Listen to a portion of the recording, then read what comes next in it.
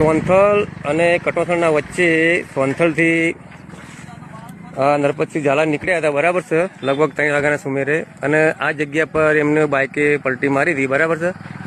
અને જે જગ્યાએ બાઇક પડ્યું હતું એ જગ્યા હું તમને બતાવું.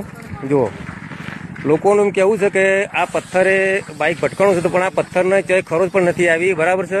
કે ક્યાંય કોઈ નિસટ થયું નહીં, પથ્થર તો પહેલાંથી તૂટેલો છે. અને આ જે સામો બાવળીઓ રહ્યો, બરાબર, એની અંદર બાઇક પડ્યું હતું, બરાબર. અને આ ઝાલા નરપતસિંહનો જે બૂટ છે એ આ જગ્યા પર પડ્યો. જુઓ, આ જગ્યા પર બૂટ એમનો પડ્યો છે, બરાબર. જો આ બૂટ પડ્યો આ જગ્યાએ પડ્યા હતા.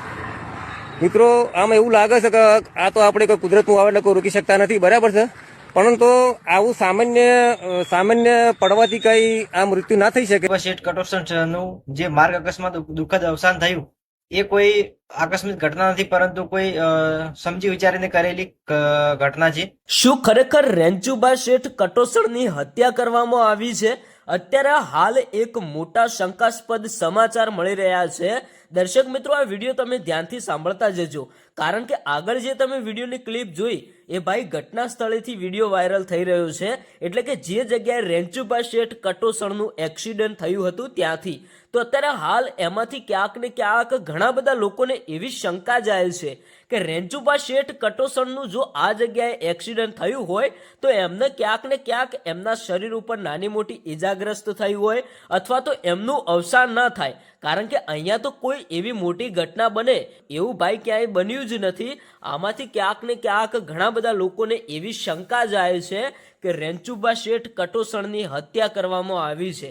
હવે મિત્રો, આ માહિતી હું તમને 100% નથી કહેતો, પણ ઘણા બધા લોકોને શંકા જાય છે. ઘણા બધા લોકોએ વિડીયો બનાવ્યા અને એમાંથી ક્યાંક ને ક્યાંક ઘણા બધા લોકોનું કહેવું એવું છે કે રેન્ચુબા શેઠ સાંથલ અને કટોસણ વચ્ચે બાઇક લઈને જઈ રહ્યા હતા, તો એમના ચાલુ બાઇકની અંદર એમના પાછળ એટલે કે માથાના ભાગે કે કોઈએ પોતાના માથાના ભાગ ઉપર હુમલો કર્યો, અથવા તો એમના માથાના ભાગ ઉપર કંઈ પણ રીતે કોઈ પણ નુકસાન પહોંચાડ્યું. એના કારણે રેન્ચુબા શેઠ કટોસણનું બાઇક સ્લીપ મારી ગયું. અને જે બાઇક સ્લીપ માર્યું એના કારણે એમનું અવસાન નથી થયું, પણ એમાંથી ક્યાંક ને ક્યાંક એમને જે માથાની અંદર ઈજાગ્રસ્ત થઈ એના કારણે રેન્ચુબા શેઠ કટોસણનું અવસાન થઈ ગયું.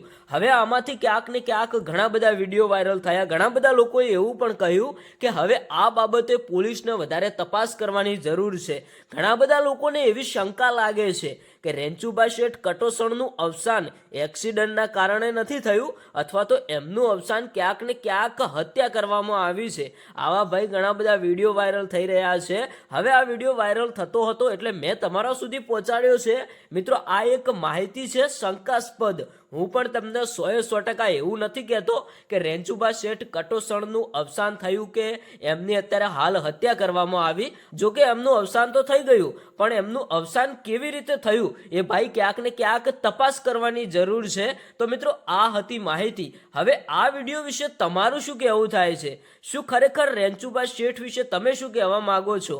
એમનું અવસાન થયું, એમનું જે એક્સિડન્ટ થયું એ ભાઈ કોઈએ કરાવ્યું કે અત્યારે હાલ તમારું શું કહેવું છે? તમે કોમેન્ટ કરીને જણાવતા જજો.